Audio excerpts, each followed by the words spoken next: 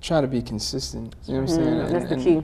You know, and even in songwriting, I try to write stuff that, you know, I try to bear in mind that, you know, Christians aren't the only people that's gonna hear this record. So I try to write songs that people can that's tangible to both, you know, secular and sacred. But you're not gonna suddenly do a song that has nothing to do with about God in front of a secular audience. I don't know. I think that's the place where you need to do it the most, actually.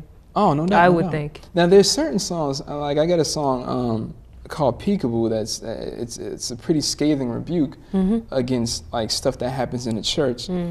A song like that, I mean, that's in-house. You know what I'm saying? That speaks to in-house cleaning. I wouldn't really do something like that in front of a non-Christian audience, because it just doesn't make sense. You know what I mean? Like, it's, you know, but beyond that, I mean, everything, it is what it is. It's interesting.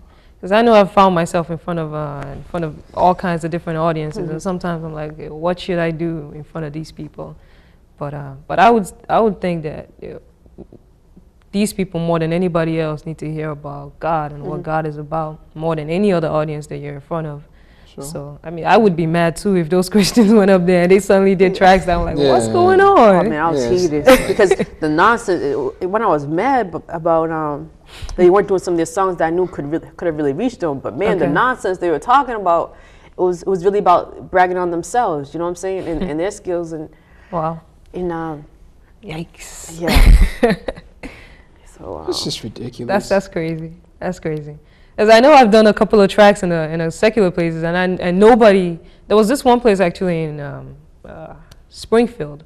It was like a secular poetry thing, and I went up there. I did my thing. People clapped and all that. But after the show, I had like, it was almost like, you know, Jesus at night with the Pharisee coming to him like, yo, it was like so like on the down, like I'm a Christian too, but you know, after the show I got to talk to a lot of people. So you're absolutely right about that. You don't know who's in the audience. You don't know who needs to hear this at this time. You can't shy away from. Jesus said, if you're ashamed of me in front of men, I'll be ashamed of you in front of the Father. You can't say because if you're in front of a secular audience, you know what, these people don't know about Jesus. They're people that need to hear about him the most. So wow, that's something. I love that story. Yeah, that's fantastic. That's one of my most memorable. That's absolutely fantastic. Now let's talk about we haven't talked about female rappers so far. So let's talk about that a little bit. Personally, I don't know if I'm not even sure if I consider myself a female rapper because I do so many other things that's not just rap. I do poetry. I sing as well. I do a little bit of reggae. So when people term me a female rapper, I like, yeah, kind of, but not so much. But what's the state of female rap as of right now? I don't think they get enough respect as the men do in the industry, you know. But that's just my personal opinion on that. What do you think about that? It's becoming, it's up and coming. It's growing fast. Okay. You have the Christian Female Rap Network. Yes. You can go to the CFRN.com. And it's basically the website where we all go to meet up. I mean, you got girls who can just spit fire. I mean, ridiculous. Not just written freestyle. I mean, they're hot. And there's a mixtape out called The Chronicles, all female Christian rap artists. I'm just helping with the promotions of that, and we're hoping to start touring in the spring of next year. So that's growing, and it's not just about rapping, but it's also about holding each other accountable on the issues that we deal with as women. And so, you know, that ministry has been beneficial, you know, to that end. You got the younger that need discipling by the older. And we just need to know, just even as mature believers, we need to know, who else is going through what we're going through. Just again for accountability.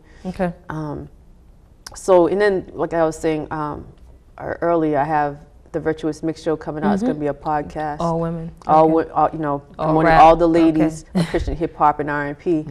Just so more people can recognize who's out there. There's so much talent that hasn't been discovered with women who are sold out for God.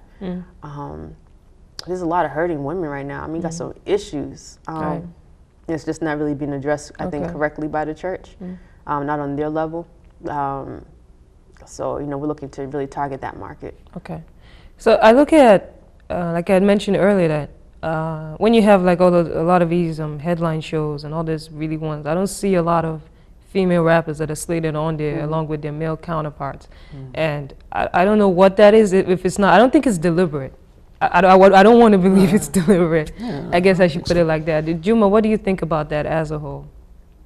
About females not being on the same. Yeah, not given the same respect and recognition and love almost as much as the guys are. See, I don't know. That's a tough one, cause I don't know. I mean,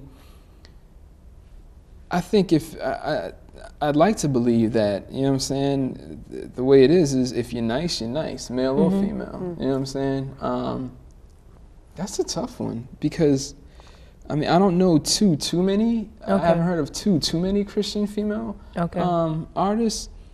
I've heard a couple that have caught my ear, definitely. But again, I guess maybe they're not. Maybe for one reason or another, they're not pushed to the forefront. But then again, there's a lot of dope male artists that aren't pushed to the forefront as well. You know what I'm saying? So I think it's a mixture of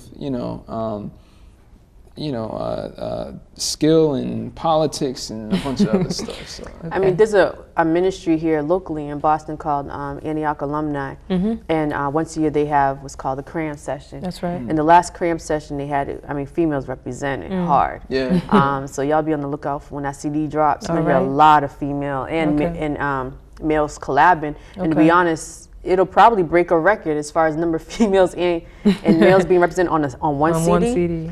All right, I gotta look out for that. Yeah. Okay. All right. So we're gonna continue more on this topic in a second. So you're watching The Green Room, and I'm your host Aima, along with DJ Lady Grace and Juma in the house.